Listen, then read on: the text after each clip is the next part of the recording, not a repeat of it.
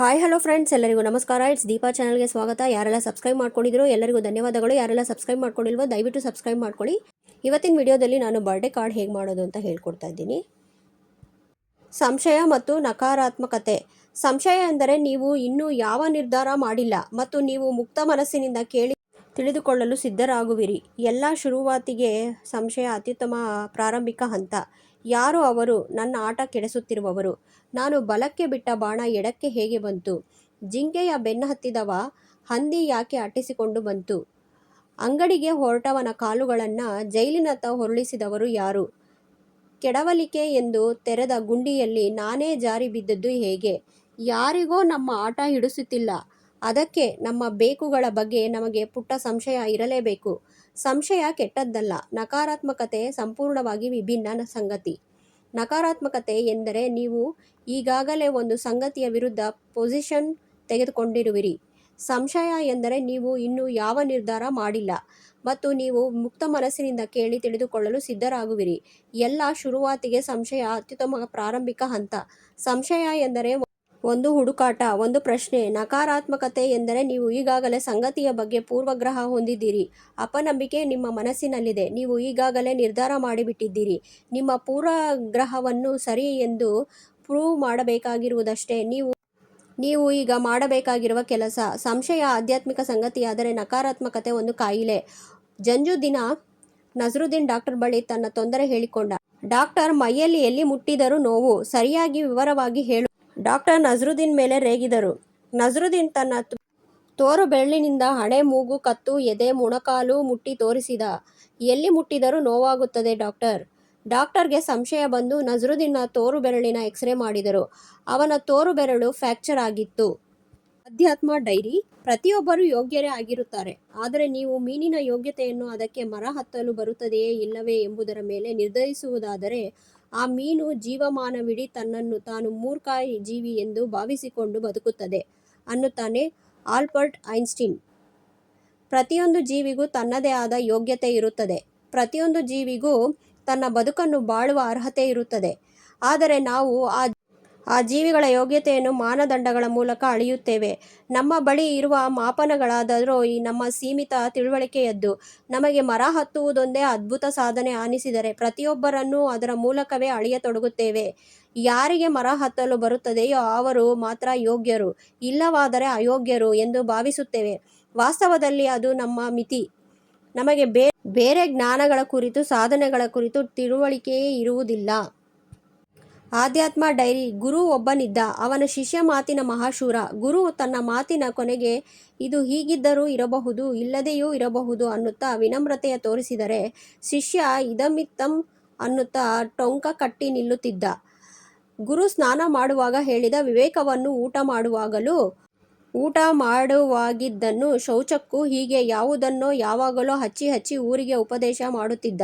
ಶಿಷ್ಯನ ಅವಾಂತರದಿಂದಾಗಿ ಜನಕ್ಕೆ ಗುರುವಿನ ಮೇಲೆ ಸಿಟ್ಟೇ ಬಂತು. ಈ ಗುರು ಬರೀ ತಪ್ಪೇ ಹೇಳಿಕೊಟ್ಟಿರಬೇಕು, ಅದಕ್ಕೆ ಈ ಶಿಷ್ಯ ಹೀಗೆ ಅನ್ನುತ್ತಾ ಅತ್ತ ಮುಖ ಹಾಕುವುದನ್ನೇ ಬಿಟ್ಟರು.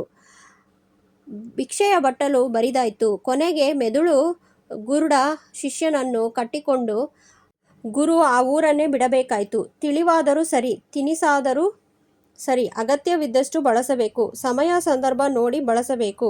ಈ ವಿವೇಕವುಳ್ಳವರು ದತ್ತುರವರನ್ನು ಅಮೃತ ಮಾಡಿ ಯಾರು? ಇಲ್ಲದವರು ಅಮೃತವನ್ನು ಕಾರ್ಕೋಟಕ ಮಾಡುವರು. ಆಧ್ಯಾತ್ಮ ಡೈರಿ. ನಾವು ಬದುಕಿನಲ್ಲಿ ನೆಮ್ಮದಿಯಿಂದ ಇರಬೇಕೆಂದರೆ ಸಂಬಂಧ ಕಳಚಿ ಹೋದಾಗ ಉಂಟಾಗುವ ಆ ಕ್ಷಣದ ಸಹಜ ದುಃಖವನ್ನು ಮುಂದಿನ ಕ್ಷಣಕ್ಕೆ ಹೊತ್ತು ನಡೆಯಬಾರದು. ಎಲ್ಲ ಸಂಬಂಧಗಳು ಒಂದಲ್ಲ ಒಂದು ರೀತಿಯಲ್ಲಿ ಕಳೆದು ಹೋಗುತ್ತಲೇ ಇರುತ್ತವೆ. ಕೆಲವು ಸಂಬಂಧಗಳು ಸಂಪೂರ್ಣ ಕಡಿಯದಿದ್ದರೂ ಸ್ವರೂಪದಲ್ಲಿ ಬದಲಾಗುತ್ತವೆ. ಪ್ರತಿಯೊಬ್ಬರಿಗೂ ಅವರ ಆಯ್ಕೆಗಳಿರುತ್ತವೆ. ನಮ್ಮನ್ನು ಸಂತಸವಾಗಿಟ್ಟುಕೊಳ್ಳುವುದು ನಮ್ಮದಷ್ಟೇ ಹೊಣೆ ಹೊರತು ಮತ್ಯಾರದ್ದೋ ಅಲ್ಲ. ಪ್ರೇಮದಿಂದ ದೂರಾಗುವುದರಿಂದ ಹಿಂದೆ ಸರಿಯುವುದು. ಒಮ್ಮೊಮ್ಮೆ ನಾವು ಪ್ರೀತಿಸುವುದಿಲ್ಲ, ಆದರೆ ಸಮಸ್ಯೆ ಅದಲ್ಲ. ಸಮಸ್ಯೆ ಎಂದರೆ ನಾವು ಪ್ರೀತಿಯನ್ನು ಹಿಂತೆಗೆದುಕೊಳ್ಳುವುದು. ಆದ್ದರಿಂದ ನಾವು ಮೊದಲು ನಮಗೆ ಏನೆಲ್ಲ ಮಾಡಬೇಕೆಂದೆನಿಸುತ್ತದೆಯೋ ಅದನ್ನೆಲ್ಲವನ್ನು ಡ್ರಾಪ್ ಮಾಡಬೇಕು. ನಿಮ್ಮ ಸ್ವಭಾವ ಅನುಸಾರವಾಗಿ ನೀವು ಬಳಸಿದ ಯಾವುದೋ ಒಂದು ನೋಟ, ಯಾವುದೋ ಪದ, ಯಾವುದೆಲ್ಲ ನಿಮಗೆ ಕ್ರೂರ ಅನಿಸುತ್ತಿದೆಯೋ ಆ ಎಲ್ಲವನ್ನು ತಕ್ಷಣ ಡ್ರಾಪ್ ಮಾಡಬೇಕು. ಯಾವಾಗಲೂ ಐ ಆಮ್ ಸಾರಿ ಎಂದು ಹೇಳಲು ತಯಾರಾಗಿರಿ. ಬಹಳ ಕಡಿಮೆ ಜನ ಈಗ ಹೇಳುವಷ್ಟು ಸಮರ್ಥರಾಗಿರುತ್ತಾರೆ. ಕೆಲವರು ಹೀಗೆ ಬಾಯಿಂದ ಹೇಳಬಲ್ಲರಾದರೆ ಹಾಗೆಂದು ಮನಸ್ಸಿನಿಂದ ಒಪ್ಪಿಕೊಳ್ಳುವುದಿಲ್ಲ. ಕೆಲವೊಮ್ಮೆ ಇದು ಕೇವಲ ಸಾಮಾಜಿಕ ಔಪಚಾರಿಕತೆಯಾಗಿರುತ್ತದೆ. ನಿಜವಾಗಿಯೂ ಭಾವಿಸಿಕೊಂಡು ಐ ಆಮ್ ಸಾರಿ ಎಂದು ಹೇಳುವುದು ಬಹಳ ದೊಡ್ಡ ತಿಳುವಳಿಕೆ. ನೀವು ಏನೋ ಒಂದು ತಪ್ಪು ಮಾಡಿದ್ದೀರಿ ಎಂದು ನೀವು ಹೇಳುತ್ತಿದ್ದೀರಿ ಮತ್ತು ನೀವು ಕೇವಲ ಸೌಜನ್ಯಕ್ಕಾಗಿ ಹಾಗೆ ಹೇಳುತ್ತಿಲ್ಲ.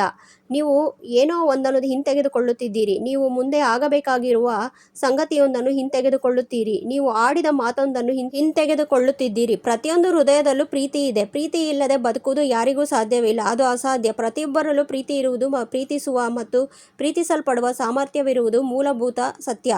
ಆದರೆ ಕೆಲವರ ಬೆಳವಣಿಗೆಯಲ್ಲಿ ತೊಂದರೆ ಇರುತ್ತದೆ. ತಪ್ಪು ಮನೋವೃತ್ತಿ, ತಪ್ಪು ದೃಷ್ಟಿಕೋನ, ಜಾಣತನ, ಮೋಸಗಾರಿಕೆ ಹೀಗೆ ನೂರಾರು ಸಂಗತಿಗಳು ಅವರ ಪ್ರೀತಿಯ ದಾರಿಯಲ್ಲಿ ಅಡಚಣೆಗಳನ್ನು ನಿರ್ಮಿಸಿರುತ್ತವೆ. ಇಂಥ ಅನ್ಸಾಲ್ವಿಂಗ್ ಕ್ರಿಯೆಗಳನ್ನು, ಅನ್ಸಾಲ್ವಿಂಗ್ ಪದಗಳನ್ನು, ಅನ್ಸಾಲ್ವಿಂಗ್ ವರ್ತನೆಯನ್ನು ನೀವು ಹಿಂತೆಗೆದುಕೊಂಡಾಗ ತಟ್ಟನೆ ನಿಮ್ಮೊಳಗೆ ಏನೋ ಒಂದು ಉಕ್ಕುತ್ತಿರುವುದು ನಿಮ್ಮ ಗಮನಕ್ಕೆ ಬರುತ್ತದೆ. ಅದು ಪ್ರೀತಿ. ಕೆಲ ಕ್ಷಣಗಳ ಮುಟ್ಟಿಗಾದರೂ ಇದು ಪ್ರೀತಿ. ನಿಧಾನಕ್ಕೆ ಇಂಥ ಕ್ಷಣಗಳನ್ನು ದೀರ್ಘವಾಗುತ್ತಾ ಹೋಗುತ್ತವೆ. ಚೈನಾ ದೇಶದಲ್ಲಿ ಒಬ್ಬ ಮುದುಕಿ ಇದ್ದಳು. ಸುಮಾರು 20 ವರ್ಷಗಳಿಂದ ಆಕೆಯ ಸನ್ಯಾಸಿಯೊಬ್ಬನ ಯೋಗಕ್ಷೇಮ ನೋಡಿಕೊಳ್ಳುತ್ತಿದ್ದಳು. ಅವನಿಗಾಗಿ ಒಂದು ಗುಡಿಸಲನ್ನು ಕಟ್ಟಿಸಿ ಕೊಟ್ಟಿದ್ದಳು. ಅವನು ಧ್ಯಾನ ಮಾಡುವಾಗ ಅವನ ಸಕಲ ಬೇಕು ಬೇಡಗಳ ಬಗ್ಗೆ ನಿಗಾ ವಹಿಸುತ್ತಿದ್ದಳು. ಹೀಗಿರುವಾಗ ಮುದುಕಿಗೆ ಸನ್ಯಾಸಿಯನ್ನು ಅವನ ಧ್ಯಾನ ಆಧ್ಯಾತ್ಮದ ವಿಷಯವಾಗಿ ಪರೀಕ್ಷಿಸುವ ಮನಸ್ಸಾಯಿತು. ಆಕೆ ಒಬ್ಬ ಸುಂದರ ಯುವತಿಯನ್ನು ಕರೆಸಿ ಸನ್ಯಾಸಿಯನ್ನು ಅಪ್ಪಿಕೊಂಡು ಉತ್ತೇಜಿಸುವಂತೆ ಮನವಿ ಮಾಡಿದಳು. ಯುವತಿ ಸನ್ಯಾಸಿಯ ಗುಡಿಸಲಿಗೆ ಹೋಗಿ ಅವನನ್ನು ಅಪ್ಪಿಕೊಂಡು ಮುಂದೇನು ಎಂದು ಕೇಳಿದಳು. ಚಳಿಗಾಲದ ಕೊರೆಯುವ ಬಂಡೆಯ ಮೇಲೆ ಹಳೆಯ ಮರವೊಂದು ಮತ್ತೆ ಚಿಗಿತುಕೊಳ್ಳುತ್ತದೆ. ಎಲ್ಲೂ ಅನ್ಯೋನ್ಯತೆಗೆ ಜಾಗವಿಲ್ಲ. ಸನ್ಯಾಸಿ ಕಾವ್ಯಮಯವಾಗಿ ಉತ್ತರಿಸಿದ. ಯುವತಿ ನಡೆದ ಸಂಗತಿಯನ್ನೆಲ್ಲ ಮುದುಕಿಗೆ ವಿವರಿಸಿದಳು. ಮುದುಕಿಗೆ ಭಯಂಕರ ಸಿಟ್ಟು ಬಂತು. ನಿನ್ನ ಬಯಕೆಗಳ ಬಗ್ಗೆ, ಅಗತ್ಯದ ಬಗ್ಗೆ ಅವನು ವಿಚಾರ ಮಾಡಲಿಲ್ಲ. ನಿನ್ನ ಸ್ಥಿತಿಯ ಬಗ್ಗೆ ಕಾರಣ ಕೇಳಲಿಲ್ಲ. ಅವನು ನಿನ್ನ ಉತ್ತೇಜನಕ್ಕೆ ಪ್ರತಿಕ್ರಿಯಿಸಬೇಕಾಗಿರಲಿಲ್ಲ. ಆದರೆ ನಿನ್ನ ಬಗ್ಗೆ, ನಿನ್ನ ಸ್ಥಿತಿಯ ಬಗ್ಗೆ ಸಹಾನುಭೂತಿಯಿಂದ ವರ್ತಿಸಬೇಕಿತ್ತು ಎನ್ನುತ್ತಾ ಮುದುಕಿ ಸನ್ಯಾಸಿಯ ಗುಡಿಸಲಿಗೆ ಹೋಗಿ ಗುಡಿಸಲಿಗೆ ಬೆಂಕಿ ಹಚ್ಚಿಬಿಟ್ಟಳು. ರೋಹಿಣಿ ನದಿಯ ನೀರಿಗಾಗಿ ಶಾಕ್ಯ ಮತ್ತು ಕೋಲಿಯ ಬಣಗಳು ಯುದ್ಧಕ್ಕೆ ಸಜ್ಜಾಗಿದ್ದರು. ಅದನ್ನು ತಡೆಯಲು ಮುಂದಾದ ಗೌತಮ ಬುದ್ಧ 2 ಬಣಗಳ ಅರಸರನ್ನು ಕರೆಸಿಕೊಂಡು ನಡೆಸಿದ ಮಾತುಕತೆ ಇದು. ಬುದ್ಧ, ಈ ನೀರಿನ ಬೆಲೆ ಏನು?